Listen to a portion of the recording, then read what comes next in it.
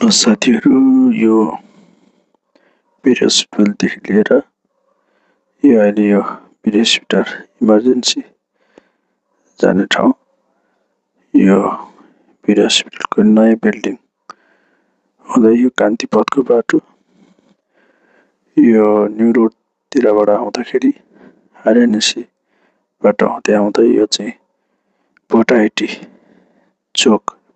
चोक आकाशे पुल हुँदै यो दरबार हाई स्कुल यो साइडमा सुन्दर पनि छ अपोजिटमा।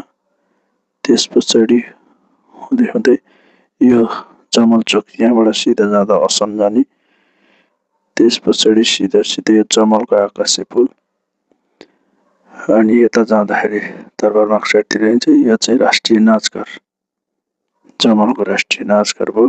हुँदै सिधै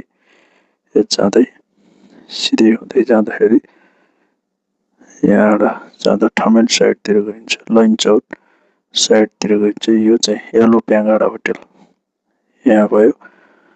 यहाँबाट सिधै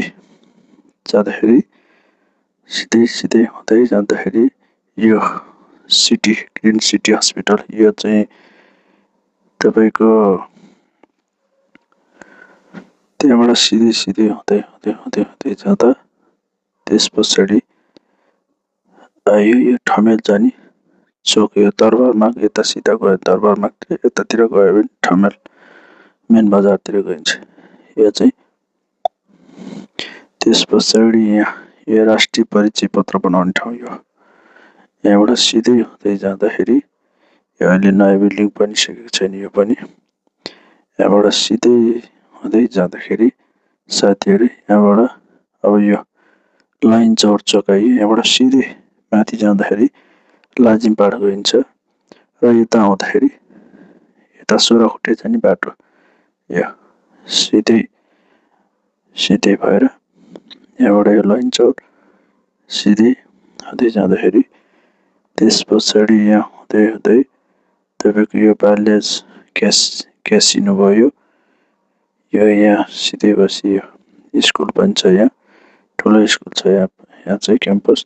त्यस पछाडि यो मल्ल होटेल भयो, मल्ल होटेलको बाटो यो यहाँबाट गयो भने पनि यो ठमेल जाने बाटो, यो अमृत क्याम्पस भयो। यहाँ आकाशे अमृत क्याम्पसको यसलाई भन्छन् लेखनाथ मार्ग, लेखनाथ रोड हो यो। त्यस पछाडि हुँदै हामी चाहिँ यो ठमेल कलको पहाडी पिपल बोट